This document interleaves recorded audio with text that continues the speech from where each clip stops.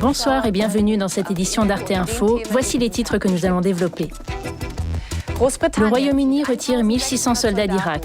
Les États-Unis font tout pour minimiser cette annonce. Alors que l'ultimatum des Nations Unies expire, le président iranien Mahmoud Ahmadinejad poursuit ses activités d'enrichissement d'uranium et ses provocations. Ségolène Royal a le vent en poupe. La candidate socialiste a remobilisé le PS et remonte dans les sondages. Mais d'abord, une information qui vient de nous arriver d'Italie. Selon le ministre des Infrastructures, Antonio Di Pietro, le chef du gouvernement italien, Romano Prodi, va présenter sa démission. Sa coalition de centre-gauche a été mise en minorité aujourd'hui au Sénat lors d'un vote sur la politique étrangère. Nous voyons sur ces images le chef de l'État, Giorgio Napolitano, en route pour une réunion de crise avec Romano Prodi qui se tient en ce moment même. Le débat au sein du Sénat portait surtout sur le maintien de troupes italiennes en Afghanistan. Nous vous tiendrons informés dès que nous en saurons plus. Le prochain chapitre de l'histoire de Bassora sera écrit par les Irakiens eux-mêmes. C'est ainsi que le Premier ministre britannique, Tony Blair, a essayé de dire à demi-mot ce qu'il avait à annoncer. Le retrait partiel des troupes britanniques déployées dans le sud de l'Irak débutera le mois prochain. 130 Britanniques sont déjà tombés en Irak et chaque nouvelle victime renforce la pression sur Tony Blair. Boris Petzold. Avant même le discours à la Chambre des communes, la presse avait déjà eu vent du plan de retrait de Tony Blair, un plan censé annoncer le début du désengagement militaire britannique en Irak. Sur les 7100 soldats de Sa Majesté présents actuellement sur le terrain, 1600 devraient rentrer avant la fin de l'année, mais le Premier ministre britannique n'oublie pas ceux qui restent. Cela ne diminuera pas notre aptitude au combat. Les forces britanniques qui resteront en Irak auront les missions suivantes: l'entraînement et le soutien aux forces irakiennes, la sécurité de la frontière irano-irakienne et des voies d'approvisionnement. Elles pourront aussi opérer contre les groupes extrémistes. Si l'on en croit Tony Blair, la situation dans le sud de l'Irak justifierait ce retrait partiel. À Bassora, l'opération Sinbad s'est achevée selon lui avec succès. Elle aurait permis de sécuriser la capitale de province de sorte que plus rien ne s'opposerait au transfert des opérations de sécurité à l'armée irakienne. Ce retrait britannique se ferait avec la bénédiction des États-Unis, affirme-t-on à Londres, information confirmée par Washington. Condoleezza Rice participe à Berlin à la réunion du quartet sur le Proche-Orient et n'a pas apprécié la question suivante: est-ce la fin de la coalition irakienne? Non, la coalition demeure intacte. Les Britanniques gardent des milliers de soldats déployés dans le sud de l'Irak. Le retrait britannique est conforme au plan de la coalition. Quand partiront les derniers soldats britanniques? Sur ce point, Blair est resté évasif. Malgré les pressions, il a refusé de s'engager pour l'instant sur un calendrier précis. Le Danemark retirera en août l'ensemble de ses troupes au sol déployées en Irak, soit un bataillon de près de 500 hommes sous commandement britannique. Si nous obtenons cette énergie, notre peuple fera un bond en avant d'une 50aine d'années. C'est pour cette raison que nos ennemis ont si peur. Cette phrase a été prononcée par le président iranien Mahmoud Ahmadinejad la semaine dernière. C'est pourquoi personne n'a véritablement été surpris que l'Iran maintienne sa position de défi, alors qu'expirait aujourd'hui l'ultimatum du Conseil de sécurité des Nations Unies. Malgré de nouvelles menaces de sanctions, Téhéran n'envisage pas de suspendre ses activités d'enrichissement d'uranium. Frédéric Méon. À chaque grande échéance dans le dossier du nucléaire iranien, l'Iran bombe le torse. Depuis le début de la semaine, les gardiens de la révolution, l'armée idéologique du régime des mollahs, sont en manœuvre un peu partout dans le pays.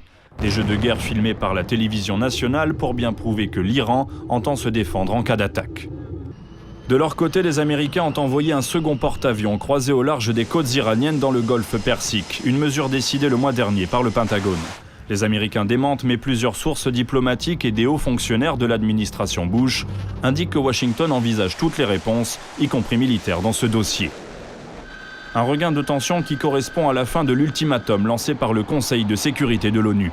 Les Iraniens avaient jusqu'à aujourd'hui pour suspendre leurs activités d'enrichissement d'uranium sous peine de sanctions internationales. Le directeur de l'AIEA, Mohamed El Baradei, doit remettre avant vendredi un rapport à l'ONU. Il y explique que l'Iran n'a pas cessé d'enrichir de l'uranium, mais au contraire, a augmenté ses activités nucléaires.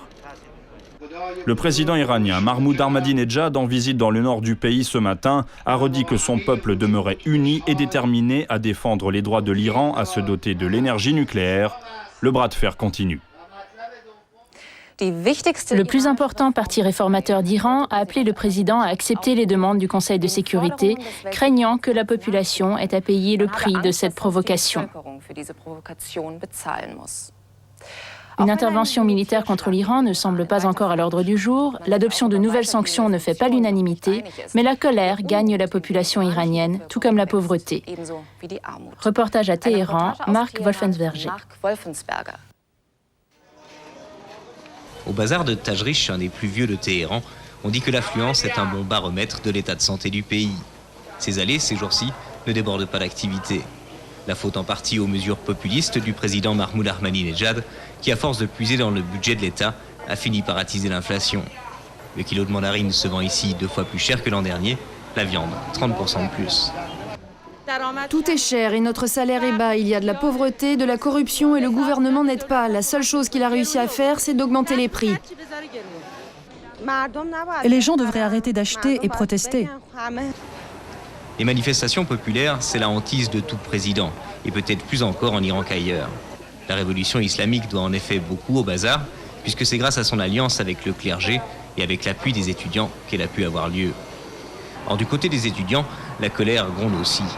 La visite d'Ahmadinejad à l'université polytechnique de Téhéran en décembre dernier a tourné court. Elle avait débuté sous les slogans pro-régime d'étudiants venus de l'extérieur, jusqu'à ce que les élèves du campus ripostent. Sur leur pancarte, on pouvait lire « Président fasciste » et son portrait a fini en fumée. Babak Zamanian, le porte-parole de l'association des étudiants de l'université, était présent avec ses 2 béquilles. Quelques semaines auparavant, des milices islamiques radicales l'avaient passé à tabac. Les autorités ont poussé les étudiants à bout en fermant leurs bureaux, leurs journaux et en envoyant leurs représentants devant des commissions disciplinaires. Ils n'avaient plus rien à perdre. Surat Ami, la liberté était toute relative, mais Ahmadinejad est arrivé et il a réussi à nous enlever le peu que nous avions. Fichée par les autorités, cette étudiante a accepté de témoigner à visage caché. Pour elle, la route vers un doctorat ou un poste étatique est barrée à jamais à cause de ses engagements. Le président a une interprétation très stricte de l'islam. Son gouvernement impose donc des restrictions pour mieux nous contrôler politiquement et culturellement. Il veut garder la société sous son contrôle. Nous devons résister et défendre nos droits. Maigre consolation pour ses étudiants, Ahmadinejad essuie des critiques dans son propre camp. Les journaux proches du pouvoir l'ont récemment tensé sur sa politique nucléaire, l'accusant de chercher la confrontation avec l'Occident pour mieux cacher les problèmes domestiques. Le Parlement a aussi attaqué son programme économique, propre selon lui à ruiner le pays. Au bazar hors micro, ce n'est pourtant pas l'homme ou son gouvernement qu'on remet en question, mais plutôt le système dans son ensemble. Un système alliant politique et religion qui peine depuis 28 ans à tenir ses promesses de prospérité nationale. La Somalie risque de revivre le cauchemar de décembre dernier. Avec l'aide de l'armée éthiopienne, le gouvernement de transition avait à l'époque chassé les milices islamistes de Mogadiscio. Ou tout au moins, c'est ce qu'on pensait. Claire Stéphan. À Mogadiscio, encore et toujours, c'est le chaos. Quotidiennement, plusieurs centaines d'habitants fuient la capitale somalienne. Si les journées sont relativement calmes, les nuits sont marquées par de violents affrontements entre les forces gouvernementales et la résistance islamiste. Selon le gouvernement, 3000 miliciens fondamentalistes continueraient à y semer la terreur. Mais il y a aussi des dizaines de groupes de bandits armés qui n'hésitent pas à tuer pour un portable ou une voiture. Et puis, il y a les viols, incroyablement nombreux ces dernières semaines, des violences de trop pour la population déjà épuisée par 16 ans de guerre civile. Quand on se couche le soir, on est inquiet parce que des hommes armés peuvent rentrer chez nous et nous tuer. On veut quitter notre pays car on n'est plus en sécurité. En 3 jours, une vingtaine de civils a trouvé la mort à Mogadiscio. Chaque matin, les hôpitaux de la capitale recueillent de nouveaux blessés, le plus souvent par balle. Face à cette crise, le Conseil de sécurité des Nations Unies a autorisé l'Union africaine à déployer une force de paix en Somalie pendant au moins 6 mois. Mais pour l'heure, toutes les ressources financières nécessaires à ce déploiement n'ont pas encore été trouvées. Un appel a été lancé aux pays membres de l'ONU. À Mogadiscio, la population reste sceptique. Si des Éthiopiens devaient faire partie de ces troupes, la violence pourrait encore redoubler. Il y a quelques semaines déjà, un rapport mettait le doigt sur le manque d'hygiène dans certains hôpitaux italiens. L'Italie est à présent secouée par un deuxième scandale. Dans un hôpital de Florence, les organes d'une femme séropositive ont été greffés à 3 patients. On ne sait pas encore si les receveurs ont été contaminés par le virus du sida, mais c'est malheureusement vraisemblable. Franck Dur. Tout a commencé avec la mort d'une patiente de 41 ans dans un hôpital de Florence. 3 de ses organes, le foie et les 2 reins, ont été transplantés sur des patients en attente d'une greffe. Un geste potentiellement lourd de conséquences, car la donneuse était séropositive. C'est la première fois en 40 ans, depuis qu'il y a des greffes d'organes, que nous avons connaissance d'une telle erreur. Une erreur humaine commise par la responsable du laboratoire d'analyse de l'hôpital qui s'est trompée lors de la transmission des résultats sanguins. Elle encourt des sanctions disciplinaires. Les receveurs doivent être indemnisés, mais les risques d'infection par le virus du sida sont très élevés. Les 3 patients ont été immédiatement placés sous trithérapie. La ministre italienne de la Santé s'efforce de relativiser la gravité de l'incident. Livia Turco a ainsi affirmé qu'il s'agissait d'un cas isolé et que le système de don d'organes en Italie était l'un des meilleurs en Europe. Mais ce scandale ne fait que relancer le sujet de la situation sanitaire dans les hôpitaux italiens. En janvier, un rapport avait révélé les conditions d'hygiène catastrophiques dans le plus grand hôpital de Rome. Les autorités italiennes avaient alors ordonné des contrôles dans tout le pays. Et tout de suite, les autres faits marquants du jour, en bref. Statu quo sur le Kosovo. Les délégations de Pristina et Belgrade, en réunion à Vienne, n'ont pas réussi à s'entendre sur le projet de l'ONU sur le statut du Kosovo.